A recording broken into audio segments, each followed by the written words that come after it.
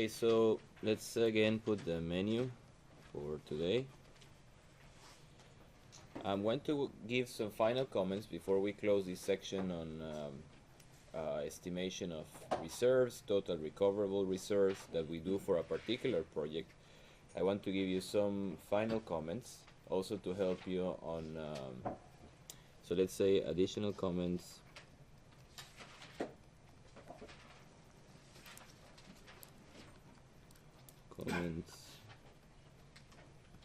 on estimation of N or G or TRR, NPU, GPU using Monte Carlo. And this will be useful both for the homework. You have exercise, I think, 4, that we have to give a small comment on that. And then we're going to jump into layout of production systems.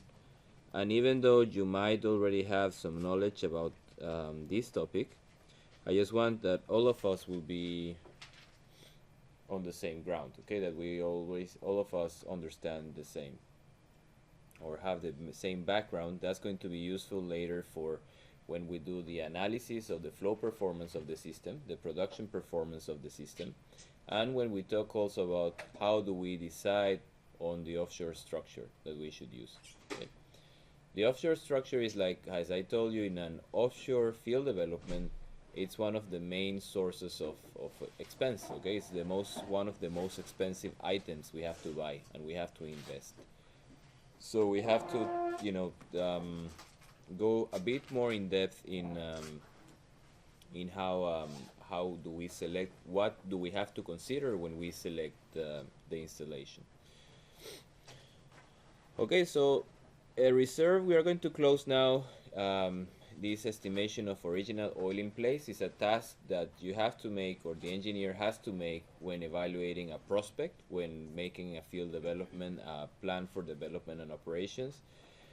But I just gave you, like I showed you, the tip of the iceberg. There are all kind of other procedures, all kind of other considerations you have to take, especially when you're not making for a particular project, when you are making the evaluation of the portfolio a company has or a country has, okay, which are in another context. I don't want to go into it, but some of you might be working on that in the future. You get a lot of money working in that part. So I'm going to give two documents. That's from the SPE. So let's take first, copy the link. So if you have interest, okay, and you are bored on a Friday night, you don't know, what to do, then you can check this material. Okay, that is not generic just for development of the field, but it's also for portfolio of a company, of a country. How do we do that properly? Because really, that's, if you think about it, that's one of the main things that we use to attract investors. Okay, how much do I'm going to get from this particular field? How much the company has, in assets? How much reserves they have in assets? So it's something that is very, very sensitive information. Okay, it's something that, and we have to define in a way that we take into account all the uncertainty. So that's a completely, a world of its own. So I'm going to give that if you want to read. And there is also one very useful paper if you want to get a feeling of it. That is, you can find it through SPE. That's from the JPT, Journal of Petroleum Technology. And I'm going to give also that. If you want, I can send to you, but just let me know. I don't want to bomb you with too much material, so then you become confused, and you don't have to know it for the exam. You don't have to know it for this course. But if you have the interest, you can go and check it. Okay, there are two resources I recommend if you want to get more information about that. Something that is worth clarifying from last class is that we set P90, right?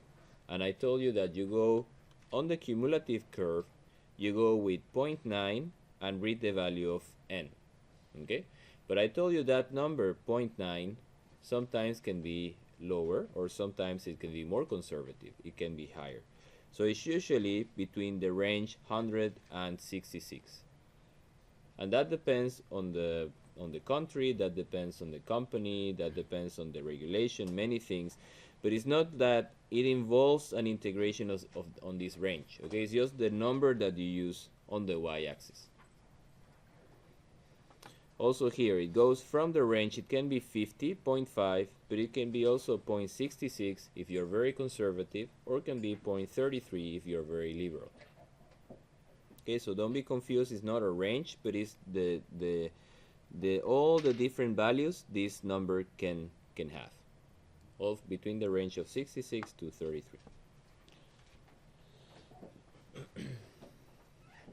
Okay. Now I want to talk a bit about exercise 4 that you have. Well, a problem 4 in exercise set 1. So we said here the deadline will be 28th, right? So we have to change, or I have to change. And if you see on the last problem, you have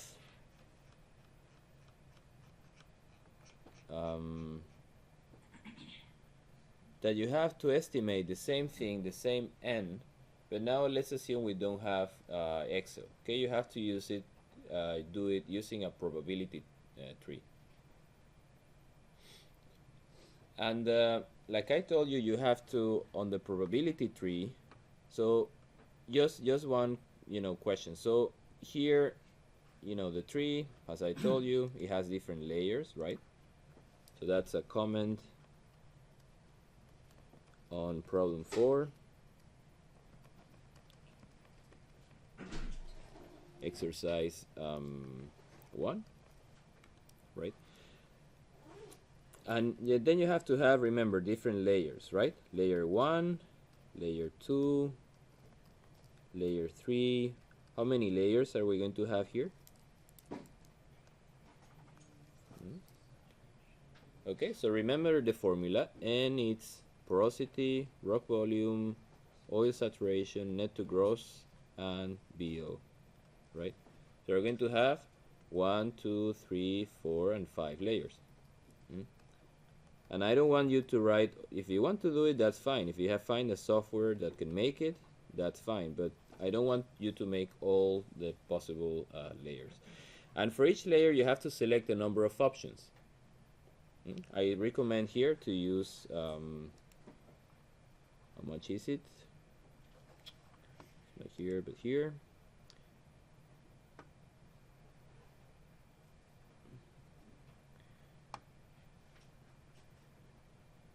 Discretize and use 3 values with their probability. Okay, so that means that you have to choose. If you choose with porosity, okay, there are 3 porosity values that you have.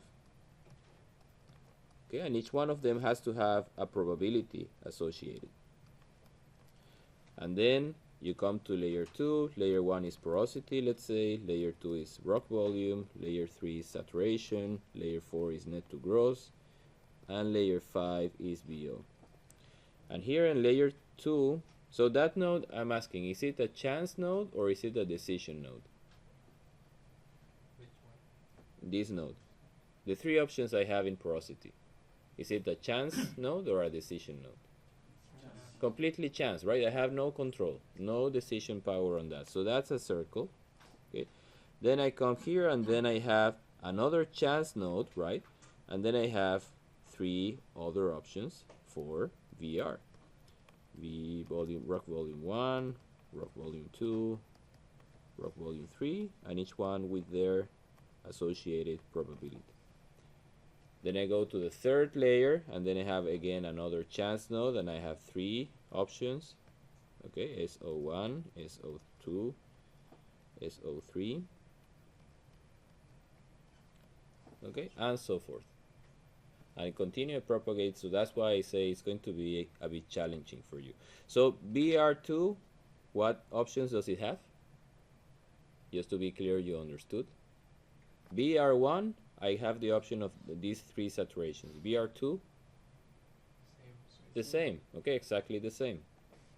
So I have 3 here, and then I have 3 more here, and then it continues expanding. For the third layer I have the saturation, and then for the fourth layer I have the BO. Okay, and at the end you're going to end up with how many cases? Okay, 3 to the 5. So how much is that? Someone can, number of cases to evaluate. 272. Correct? 3. No, 273.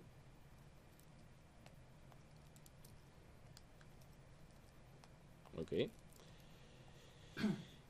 That you have to evaluate, so that will give you, for each one of these cases, you will have an N, right?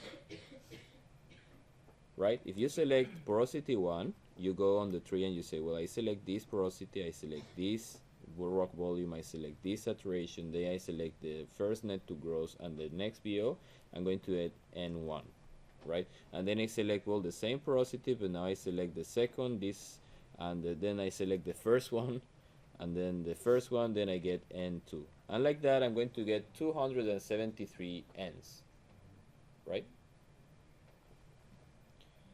And then I have, next to it, I will have the probability associated to each one of these N's. What is the probability of each one of these cases? Well, just the multiplication, right, of this probability times this probability times that probability. Okay, so that's what you will have, and that's why, you know, and I'm asking some questions here. Let's see.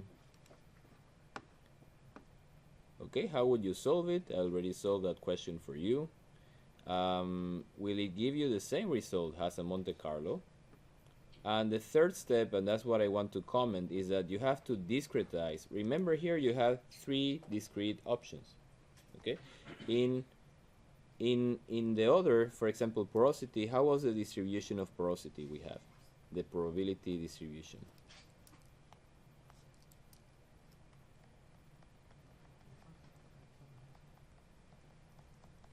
Okay, if you remember, you don't have a, like sometimes I have short-term memory loss from one day to the other. You see that you had something like that, right? Phi max, phi min, okay, was uniform. So I ask you, if I discretize that, how is it going to look like? The same or not?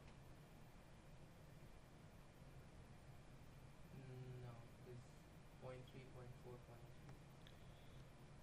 So the problem. You have, okay, so here all of them is a continuous function. So every point I choose, it has actually a probability, and the integral below here should give you 1, right? The integral of the probability on the whole range should give you 1, right? But if now I use only 3 values, right? Let's say I use one value here, phi 1, now I use another value, phi 2, and another value, phi 3, okay? Will I get exactly the same or not? All of them will have the same probability, right? But you won't have the same value, because now you have to integrate in the range. Now you have to make an integral from here all the way to here, for example, of the probability, and that will give you a higher number. Okay? Then you will make the integral from here to here, and that will give you also a higher number, the same as before, as the number 1, okay?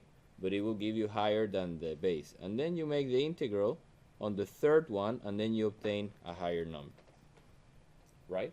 Because now we are assigning, we are only using on the x-axis 3, and then the probability has to kind of, all of this range has to contain all of the range, okay, between 0 and half the interval between phi 1 and phi 2. Do you see that? or not. So that's the difference between discrete and continuous. Continuous, I assign to every point in the variable, to every variable value, I assign a probability. And the only thing I'm sure is that the integral has to give you, has to give you 1. On the other one, I have to integrate the probability in a range. When I make it discrete, it's exactly the same we discussed with n yesterday. We cannot assign because it won't find exactly that particular number. You have to make an integral on the interval, and that's what you report like its probability. Okay, so that's the way you convert. So be careful. So here you have to convert from continuous probability to discrete. Okay, and that you do by integrating under the curve. Okay, and you say, well, now I'm but really the integral is just, at least for this function, right, is just the cumulative. The C cumulative probability distribution, okay, from 1 to 0, is just that, right? So that's the integral. So you have to find the number that you want, okay, and then the other the porosity you have, and the difference between them will give you the integral between these two numbers right away. So that's why we like to work, as another reason why to work with this cumulative probability distribution, because it already gives you the integral, so it already tells you if I subtract these two values, it will tell you the area under the curve between these two numbers. Okay? So that's just to warn you that it's not the same continuous than discrete distribution. One is the integral on an interval, and the other one is just assuming that everything is continuous and that you assign, the probability will be smaller. The values will be much, much smaller. And I give here a guideline how to do it based on the cumulative probability distribution. Okay, here that's taken from a book. I'm not sure exactly, I didn't put the reference here. That's but they explain exactly that to put things on a decision tree, if you want to make a probability discrete, you have to perform that method. Okay, and they tell you a way to find the how do you say, the values of the variable on the x-axis. Okay, so please read that before you start doing the exercise, and then you will have to discretize all the input you need. Okay, and I won't be too complicated on the only triangle. It's the one that might give you some problem.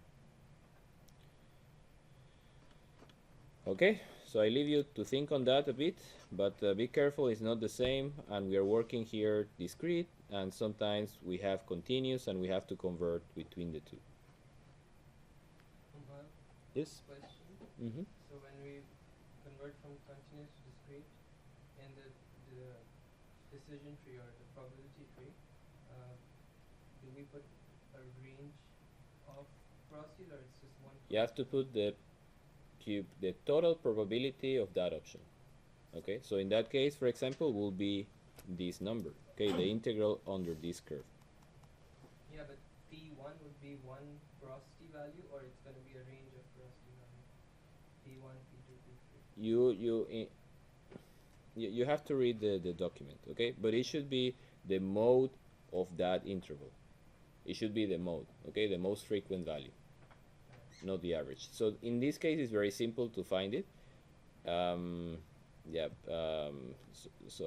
don't think you're going to get, so that's, but it should be the mode of that range, okay? And you should give, the P1 should be the total probability of all the range. But that's very well explained. I hope, I believe in these small notes you have these suggestions. So read that carefully and understand how do you discretize and change back and forth. Here is very manual. I think here they make it visually, but many people in the like last course last year, they designed kind of an algorithm to do it automatically. So that was very nice. So then it saves you some time if you want to do through all the different variables. Okay. So now another thing I want to comment on is that you cannot always make this estimation using Monte Carlo. Okay, for the simple reason that if you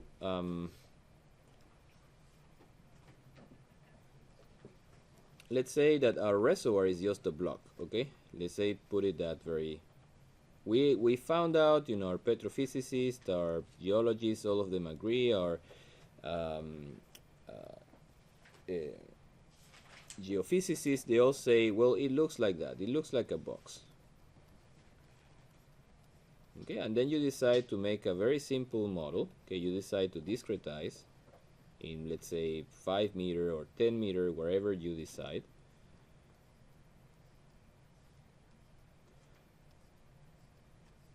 Okay, and then potentially each one of these blocks, okay, each one of these small blocks that I created are going to have a saturation, are going to have a porosity, are going to have yeah, maybe net to gross, not exactly, but let's say net to gross. They're going to have a BO, okay. And if we have, let's say, 1 million cells that we use to make our model, then, and each one of them can vary in a range, right? From phi min to phi max, okay, and all the same for all of them. That will be too many simulations to handle, okay? I won't be able to run all of those possible cases. So in that case, I use different approaches, and I really encourage you to, I have to use a mixed approach between the most likely case and some type Monte Carlo probabilistic analysis. So that part is well described in this page on the compendium. 85 is a chapter, part of chapter 15. And they tell you, well, with the data you have, the geophysical interpretation, the geological model, petrophysical interpretation, then you can make different, you can have different ideas or different ways that how it will look like, the subsurface. Okay, so how do you deal with that? So they say there are basically 3 different extremes, okay, that you can use. One of them is that you decide, well, what is the most likely case? The case in which all of my experts converge. They say, well, I think is this one, or I think is this one. That's the most likely case, we think, because of many, you know, physical considerations. And then on that case, you perform what we already thought, you know, say what happens if the porosity changed from minimum and maximum, keeping this ceteris paribus, okay, everything left constant. So that's one approach, and like you already know, that doesn't capture, but it's, you know, you go for the best, you take a bet, you go for the most likely case, and then you make sensitivity on that case. Then the other option is that you say, well, I'm going to define a family, okay, of, so yes, I'm going to define a family of ways it could look like. Okay, the most likely ways it could look like. And I define, I cannot make too many. I make, for example, 5. And then for each one of these options, I run a Monte Carlo simulation, and I run some sort of probabilistic analysis. But before, I reduce the number of variables by having, you know, by saying that that's how the structure of the reservoir will look like. And that's what I call realizations, okay? That people working with reservoir engineer, they say have multiple realizations of the reservoir, multiple ways how the structure will look like, where the faults are, what is the thickness of the reservoir, how is it spread, okay? And depending on the same data, you can interpret in a different way. And then you have the other extreme in the pyramid. So you have that stream, only one case, very simple, ceteris paribus. The other case, I define several cases and I run uncertainty on all of them. Mm? And then the last case is, well, I have that, and then I make, like I was telling you, I just define all possible universe. They will have different permeabilities, different porosities, and I have to generate randomly all of these cases.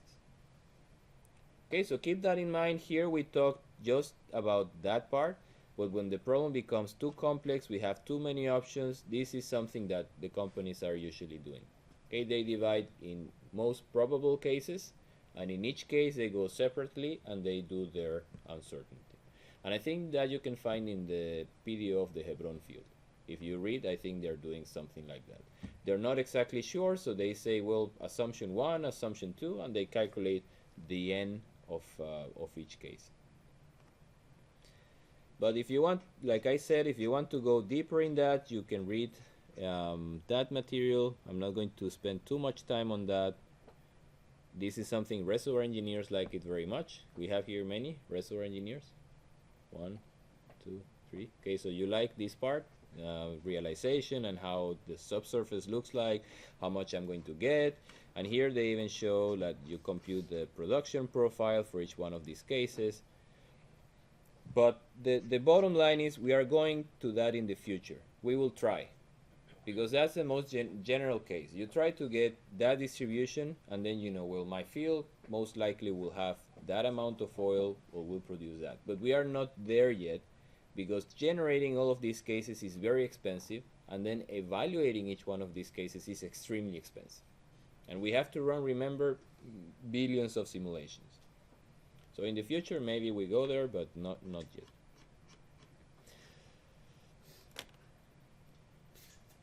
So that I'm going to say a comment, so read if you want.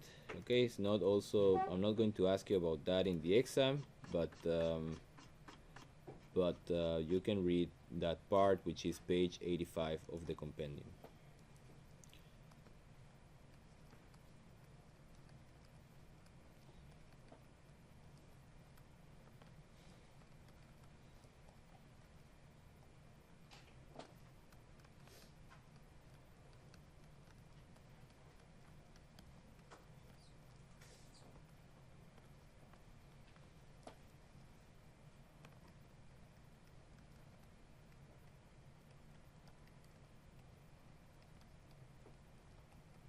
Realizations, okay? So now we close that part. Okay, we spent a lot of time on that, and we close, that's one of the tasks. And now we go on the task on deciding, you know, the offshore structure. But for that, like I told you, we need to have some knowledge about how our production system looks like. So I'm going to call this second part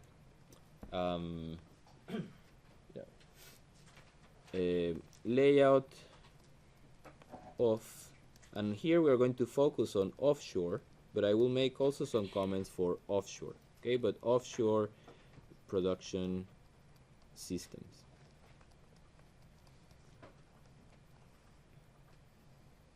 Okay, and here the focus is, there are many different variants, but we are going to focus on offshore Norway,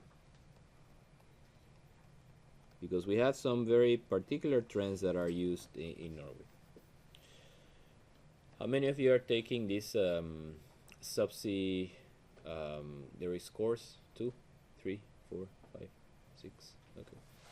So you will see maybe some repetition on that. But we have basically two main choices, okay? We have what we call platform wells, and we have subsea wells. And these platform wells, we sometimes refer to them as dry Christmas trees,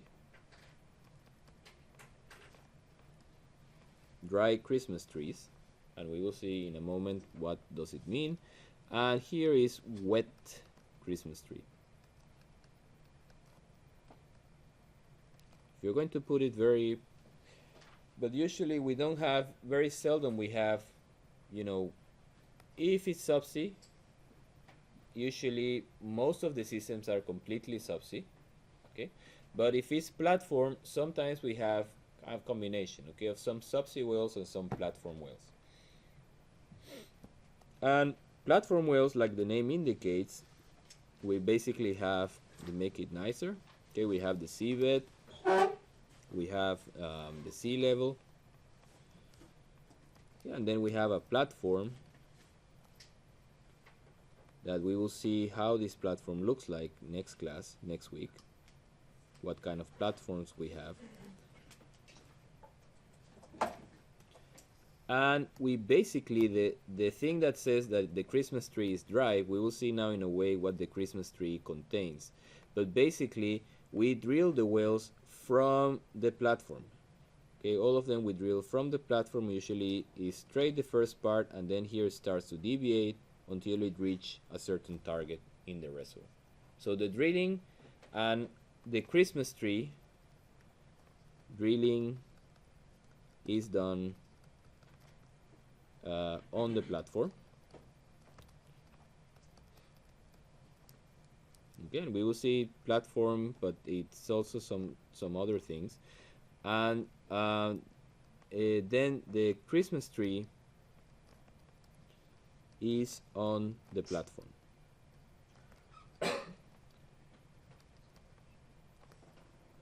Now, the main takeaway of that is that the wells, if they all of them went down, right, vertical, with no change, they will reach the same place, right? And they will start to produce from the same area. There will be a lot of interdependence, so that's not what you want. So the main takeaway of this configuration is that the wells must be deviated.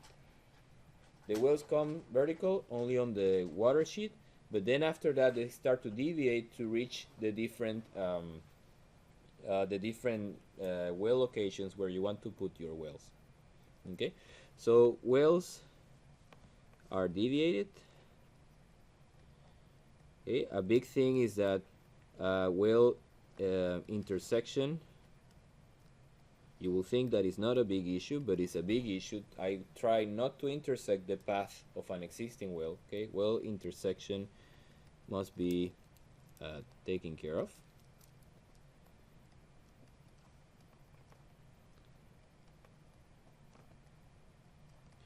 And another thing, so what is this telling about the reservoir, this configuration? The reservoir must not be very spread, right? What is the limit we have now, the current record for kind of deviated wells? If you know, like something between 10, 13 kilometers, right? 15 now? Okay. Okay, so that means that from this point, the how do you call it, the reach, the extended reach, okay, must not be greater than 15 kilometers. That means that the reservoir has to have a limited spread. Okay, so that's for the reservoir is not very spread. Okay, it's concentrated in one pocket. Okay. And you can reach all the well targets from the platform.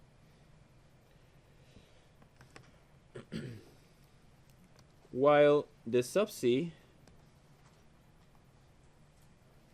okay, I have still to produce someplace, right? And we will see about that structure, but usually we produce to something called an FPSO. That stands for floating, production, storage, and offloading. Yeah, that's the most difficult word we always forget. Okay, so we have here the separator.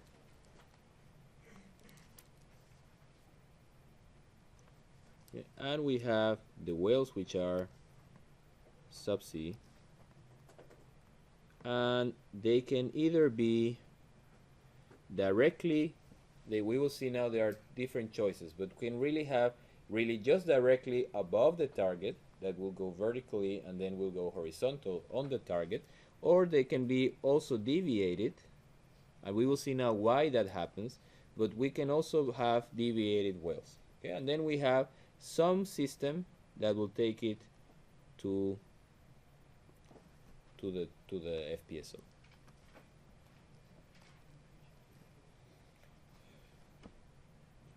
Okay, so that we use Also, one other thing is the water depth. Okay, here is usually limited for water depth that are around or less than 500 or 600 meters. Okay, and this actually I can go for here in Norway we prefer for 300 meters and above. Norway is a very so water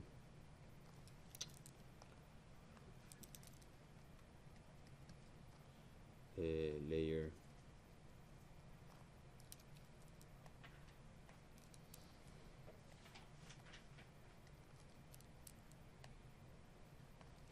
Right.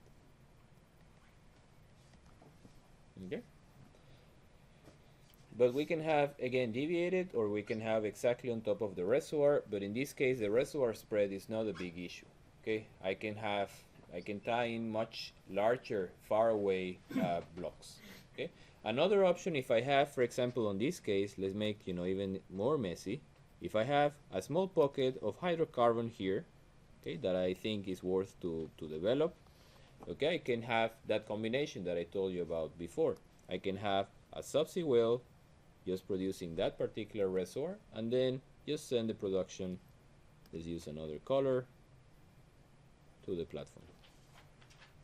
Okay, so it's not you can have that combination, but it's more likely that most of the wells are drilled from the same place, and then you have some marginal pockets, marginal accumulation of hydrocarbons that you tie in using using a subsea well. Well, subsea I don't care too much. It can be very spread, and we will see now there are some things that depend how how that configuration looks like. So let's take a break, 15 minutes, and we come back for second part of the lecture.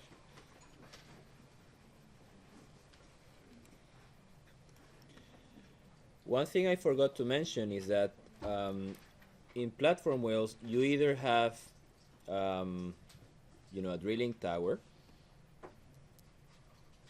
The drilling tower is easy to spot. Is that a structure that it looks like a pyramid where you have a lot of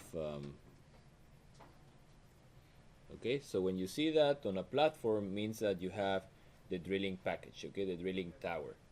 And that depends also very much if if this type of platform is sometimes is used when frequent well intervention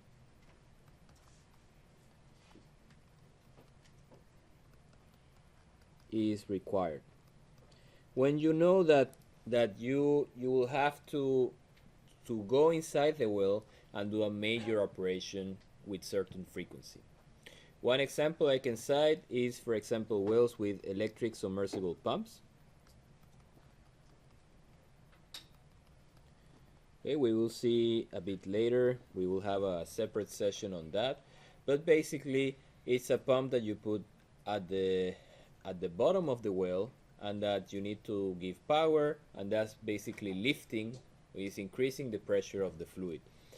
And those type of equipment, they can have a lifetime either from 6 months all the way to 2 years, and that's already too much. And then you have to retrieve it. Okay, you have to open the well and retrieve it. And if you're expecting to do that every 6 months, that's going to be a big expense, for example, for a subsea well.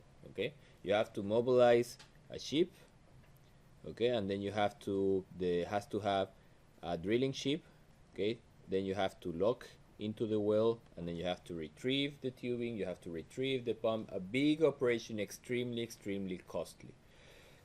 The frequency of intervention of subsea wells usually is at least 5 years or more. Okay, so that's a big difference, every 6 months or every 5 years. So if that's the case, I put some equipment in the well that I know I will have to retrieve, and I will have to do a change very often. Then I decide to go also for platform wells. If not, it's okay to go for a subsea system.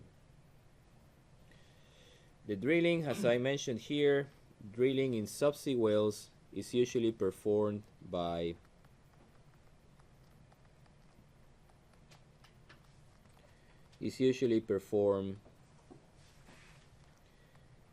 and that we are not going to talk too much about these vessels here, by a drilling ship. Okay, and a drilling ship just looks like a regular FPSO but has this tower. Why do we need the tower? To pull the whole string up. Okay, the whole how many joints do we pull? No? 3 joints. Okay, but you need that, and you need a special weight lifting because it has to hold the whole weight of the tubing. You need to have the option to rotate. So it's performed by a drilling ship or also a semi-submersible drilling. Does it depend on the water depth for that, or just land? Yeah. Usually, because subsea wells, you usually use it for that, okay, 300 meters and above, and for that water height you don't have many other options. You use a drilling ship, a semi-sub.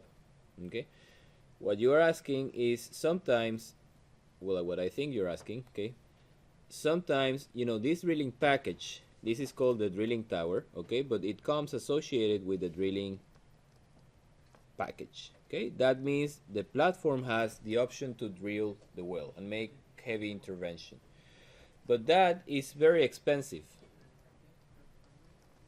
Okay, so usually what you sometimes use is you don't include the drilling package.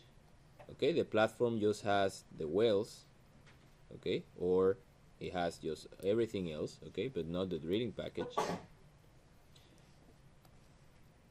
And then you can use a jackup, okay, which maybe I will try to draw it, but I'm going to show you a figure later, a picture later.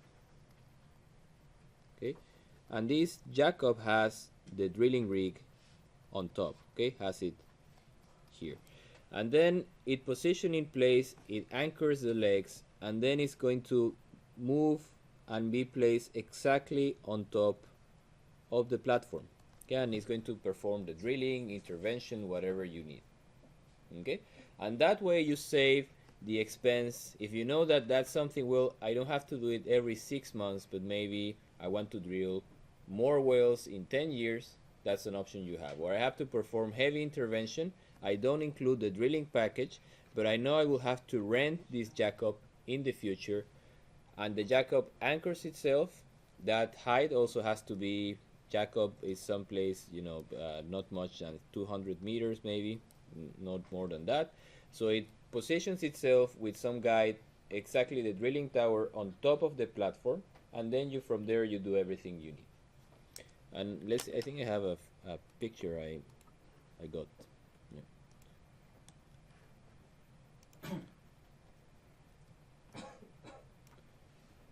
Okay, so here you have, that's the platform. You see it has no drilling package, nothing, but from here all wells go down, and initially this tower is just here in the center. Okay, when I need to drill, it just locks in place, and then it extends all the way on top of the platform, and then I start drilling the wells, or making intervention, or etc. Wells here, usually they are in platform wells.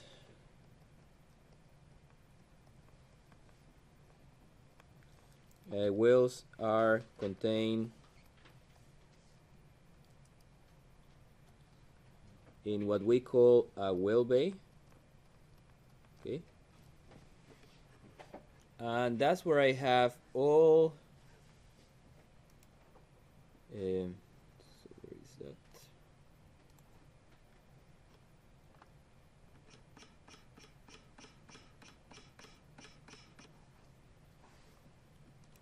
Okay, it's in the compendium, I think. Okay, so that's how it looks like. You have, and these are basically the Christmas tree. Okay, they are very close, very cramped.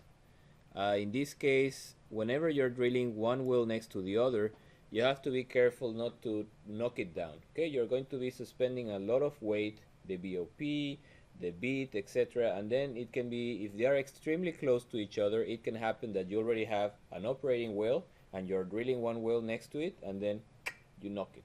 Okay, and it's a safety, a very big safety issue.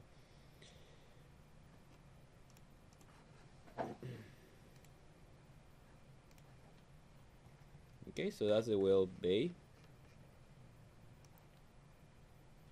But the thing is that if you see here, I can have access in platform wells. I can have access, direct access. I can send a person to operate the Christmas tree. If I need to close the well, if I need to change the choke, if I need to do anything on the choke, I have. Is direct access platform.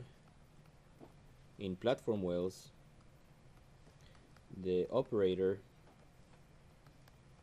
has direct access to the Christmas tree for different operations. So it's for well closing.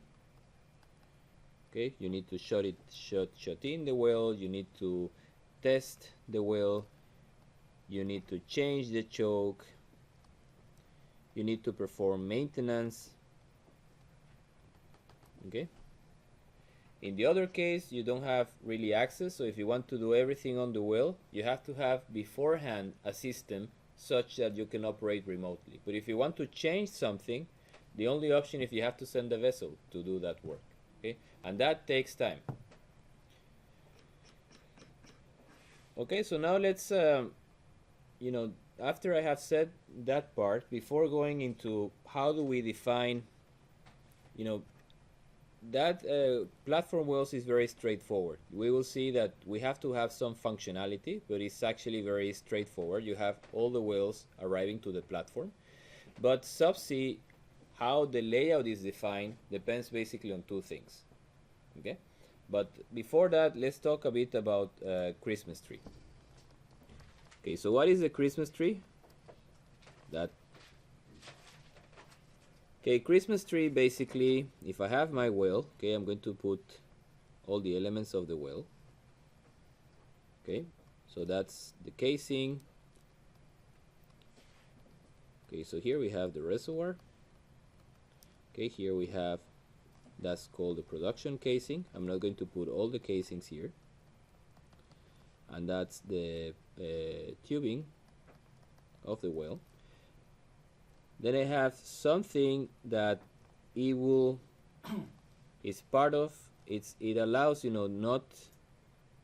won't have flow from the annulus out, okay, and it also helps to hang the tubing. So that's this part. How do I call it? Production packer, or no, not really a packer, but this is the tubing hanger, okay, that is part of the Christmas the wellhead. Okay, we are going to talk, because that's important for some the offshore structure, so we're going to go a bit more on that later.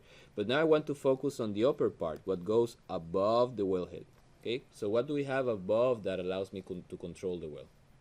That's what I call the Christmas tree. Okay, and I have basically how many? One valve, which is called, but actually I have two, right, for redundancy. So I have lower master valve. And what type of valve is that?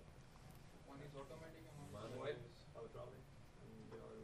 Yeah, but before any of that, on off. Okay, that's the main distinction. A valve can be either regulation, can be open partially or closed partially, but you have this valve is only supposed to operate on off. Either is closed or either is open. Okay, then you have the upper master valve. Okay, that is also on off. Okay, on off valve. What else we have? Our drilling friends.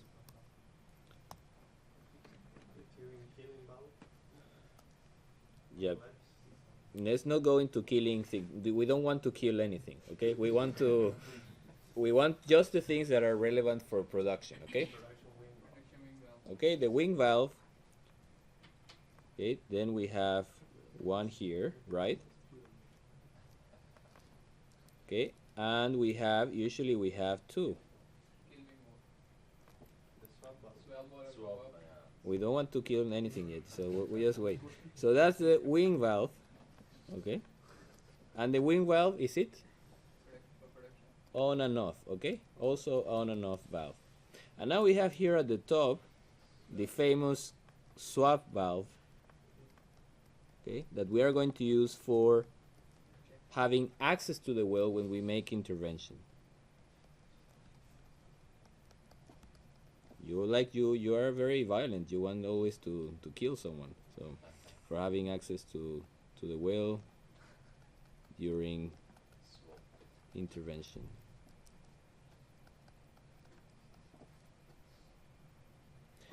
Okay, and this is also another wing valve.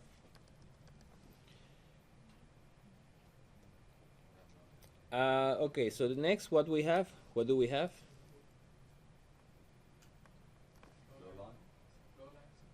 Okay, we have a piece of pipe, that's fine, but then we have the next part is something very, very, very important, which is the choke, okay?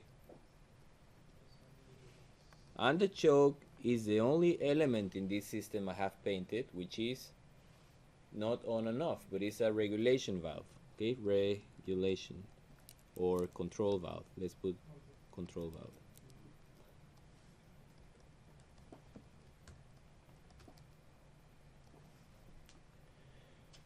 Okay, and that's basically the Christmas tree. Basically, from the production side, if we want to avoid, we are not looking here. You have also, if you want access to the annulus, okay, you have also,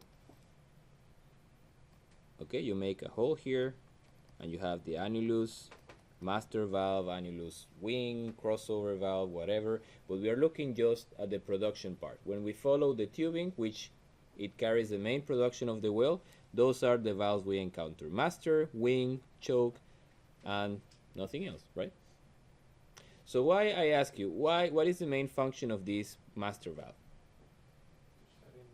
Okay, shut in if there is any problem, right? So that's shut in the well. But now, what is the function of the wing valve?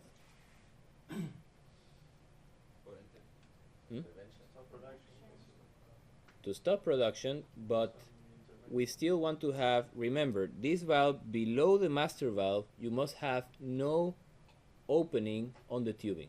It's not allowed. And this should remain, how do you say, the integrity of the tubing should remain from that point below. Okay, should be no break on integrity. So if you close here, you will have no information about the well, right? But if you close here you can put a pressure gauge, right? And the pressure gauge, that's not the right way to make it, but actually the pressure gauge should always be with a valve, okay, such that we can change it. Okay, if you don't put the valve, then you have to close the master valve every time you want to change the instrument. But the main purpose of the wing valve is to, like you said, temporarily close the well, but also you get a reading of the wellhead pressure, of the pressure of the well. Okay, and that's what we call, and that's a very important point, okay, I want to say right now, this, we call it the PWH, or wellhead pressure. And you have to be aware that has to be downstream the master valve and upstream the wing valve. That's where you usually measure it. Okay, then other important point, it's this one. How do we call that point? PWF, okay, bottom hole pressure or flowing bottom hole pressure. We're going to use this. This is something you have to remember. You wake up in the middle of the night with a nightmare and you have to say flowing bottom hole pressure, wellhead pressure. Okay, what else? We have here a pressure which we can say is the same, right? That the wellhead pressure, and this we say P downstream the choke.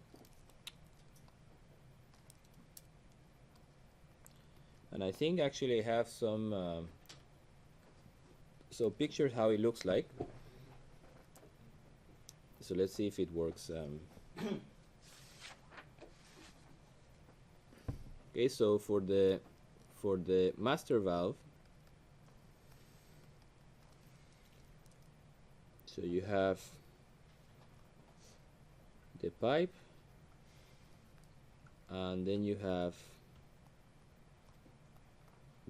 I always use less space or more space, so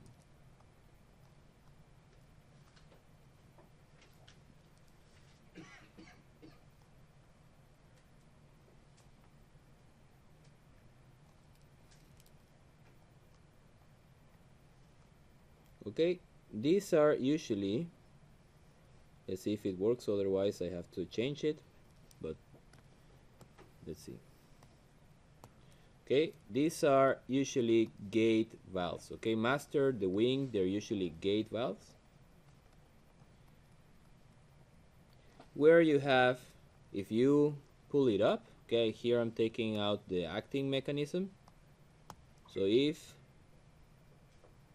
you pull it up, it actually, you see I made a mistake, so this area should be, let's make it a bit thicker.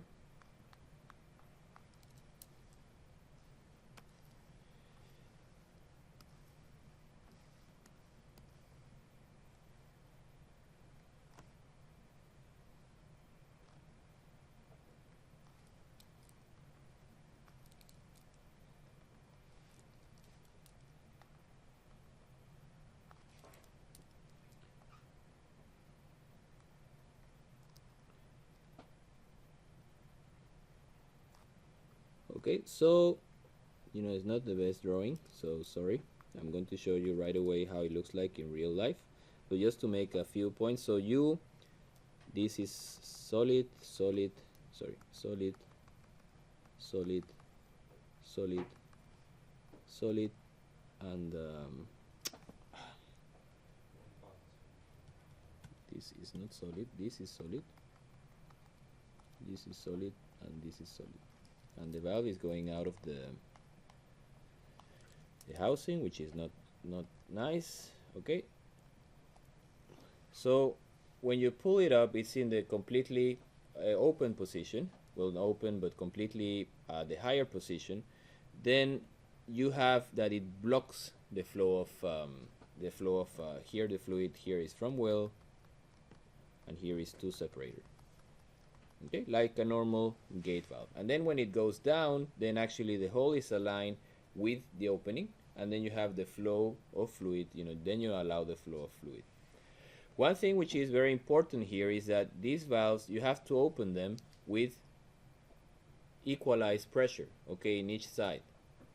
Otherwise, if you have here a very high pressure, let's say that the wellhead pressure is 400 bar, okay, and here you have maybe something close to separator pressure, which might be 40 bar. The seal is made just because here you have some seal surface, right? When you have this metal to metal seal, and they have contact and may make enough pressure against these two seal surface to make the seal, okay, to avoid that no fluid will go through it. Now if you try to open that, now if it's try to pull that up, that's too much pressure that you're making on the seal surface, and you're going to destroy it, okay, just because you have such a big pressure differential against it. So usually the normal way that you want, or the normal way you want to open that valve is that you equalize the pressure on both sides before you open, to avoid damaging the valve. In an emergency situation, you don't have any choice, you do it, and then afterwards you will have to change it. But in normal operation, if you have time, you try to equalize pressure, okay, such that when you open it, it's smooth and you don't damage the seal surface. Okay, so be careful. That's why it's on or off. It doesn't use, if you start having something in between, I don't know, let's copy that to avoid making a mess. It's already a bit messy, but okay. So if, okay, it's partially open, something like that, okay, then you start getting flow through that part and through that part, okay, and that part is very important because that's the seal surface. Okay? And if you start having sand, having flow through it, then you start having a small pitting, small erosion, and then after you put it in the closed position, it's not going to close tight. Okay, so that's why we don't want to operate that valve midway. We want to operate either open or closed. And let's show you how it looks like. Okay, like that. That's a drawing that DNV stole from who? From Aker, and I'm stealing from DNV, so I'm getting, how much is it? 100 years forgiveness. Okay, so here you have the sealing surface, you have the passing area, and all the rest is just the actuator. Okay, that I took it away from the picture. So what is, you see here, what is that red thing? Just, you know, a small detour. But what is this red thing? Spring.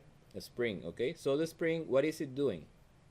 Holding back the. Keeping it closed, okay? So this valve, in order to be open, has to have some hydraulic fluid pushing it down all the time. In the moment where that hydraulic fluid is cut, something happened. That spring is so powerful that it's going to close automatically the well. Okay? And that has to do with the fail-safe position of the valve. Okay, so that was, those valves are similar here and here, and then we have the choke, and with choke we have different types. Okay, but basically we're going to see if we have a separate discussion on choke. But we have basically fixed, okay, or we have adjustable. Okay, and fixed is simply, if we do something like that, fixed, it's simply a restriction. Okay, I use a pipe of a smaller size, and here I have an opening. If I want to change the choke, okay. Okay, so if I want to control the rate, I use just, this is what I change, okay, and I use the insert, okay, that's what I call a bean choke,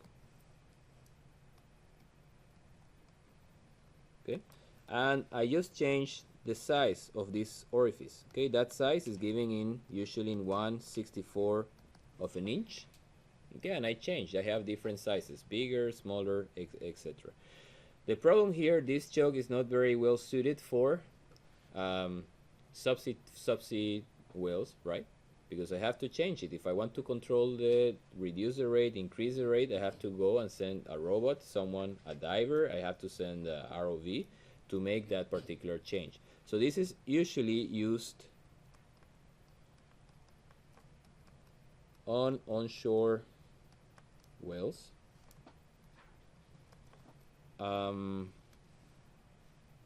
Or sometimes platform, but platform also people don't use them, okay, because I have to change. If I want to get a lower rate, if I want to get a higher rate, then I have to go and change this red part, okay. I have to open, stop the production, open this, and then change the an adjustable basically is just like the name indicates. I have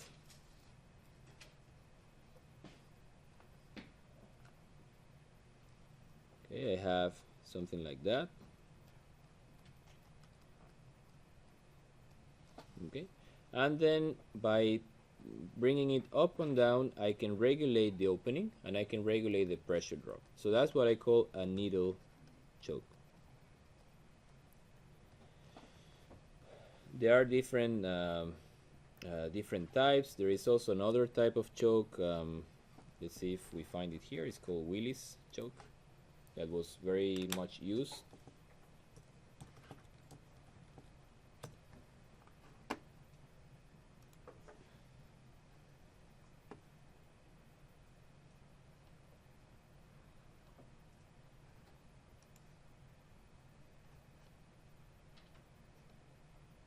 Well, I don't know why that picture came. See, you type there something and you get all kind of a strange choking.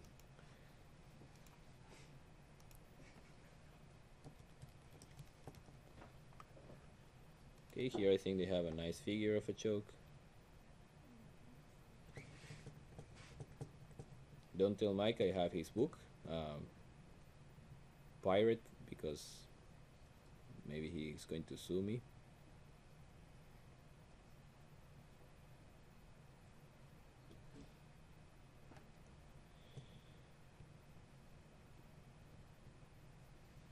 Well, it's I can paste the picture later, but basically the Willis choke is also an adjustable choke where I have two discs, okay, that have two holes, and I have one disc on top of the other,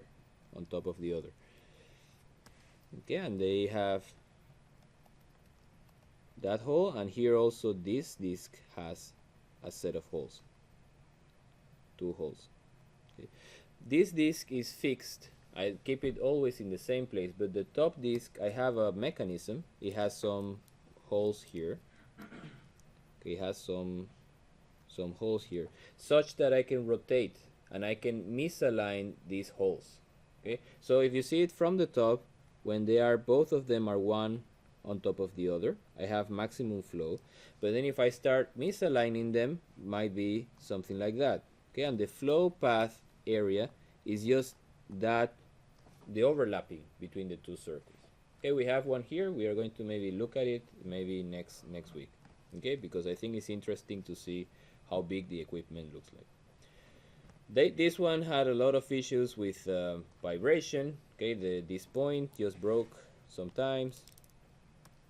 Okay, then you have also on the stem, also fatigue, all kind of issues. This choke also the industry didn't think was good enough.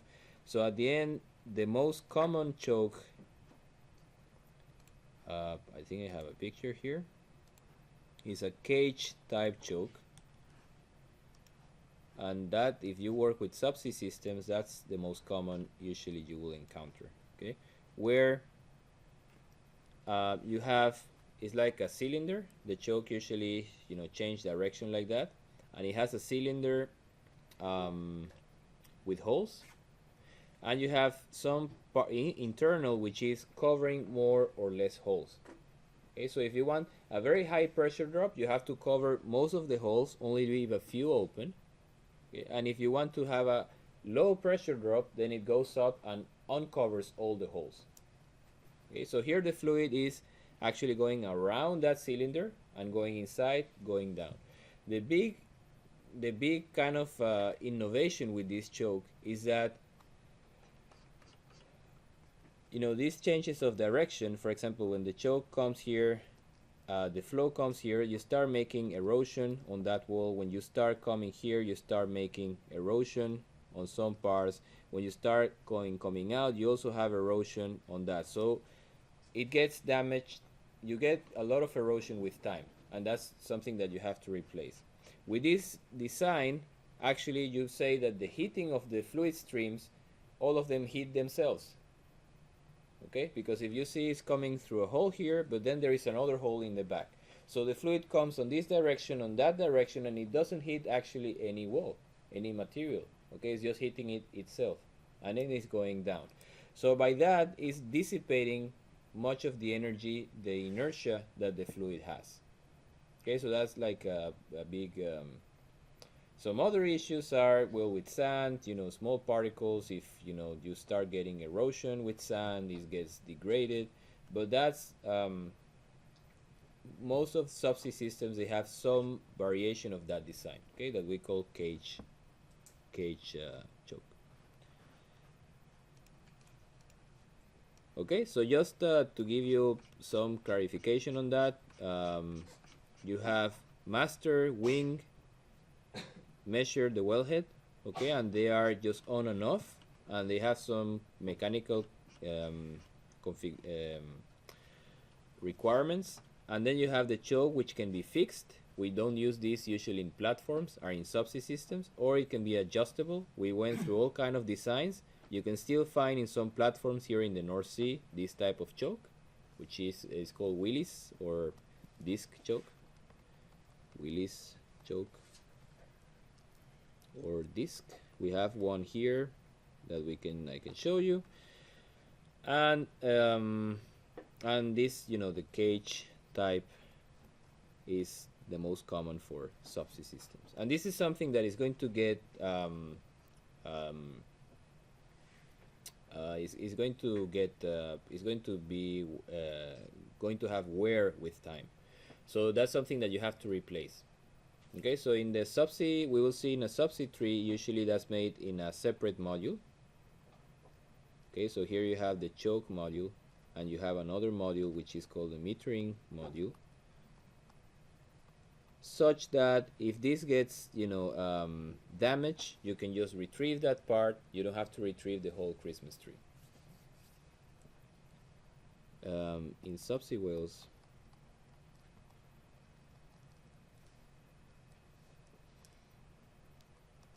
the choke is placed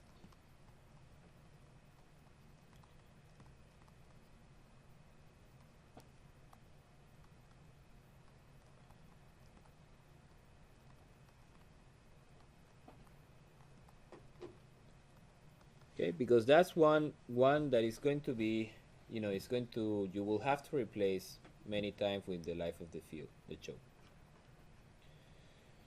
Okay, so that's what I wanted to say more or less on the Christmas tree. Let's show you a figure how the Christmas tree, maybe you have seen it before, or I think it's in the notes. I have a question. Yes? So, in the last type of choke, when it's in a fully open position, there would still be some pressure loss in that. Yeah, because you expose all the holes, but still you are restricting the flow passage. Well, depends how big you make the holes, but that's the compendium is here, and we have one picture. Okay, like that, and that's how the tree looks like if you are. Okay, so what is in this drawing? What's the wing, swab, and the master?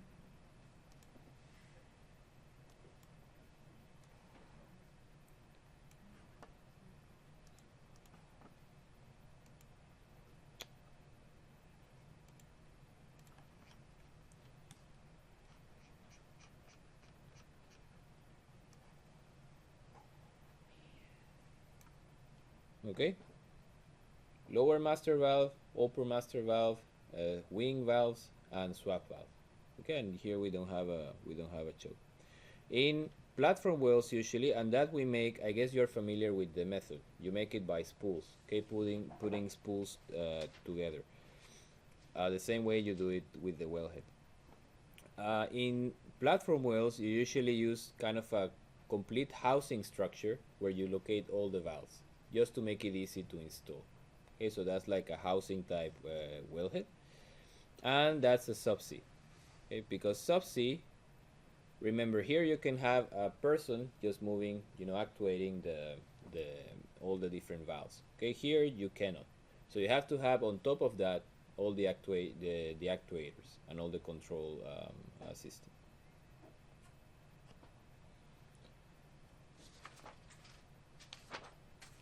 Okay, so I think you are tired, and so let's cut it here.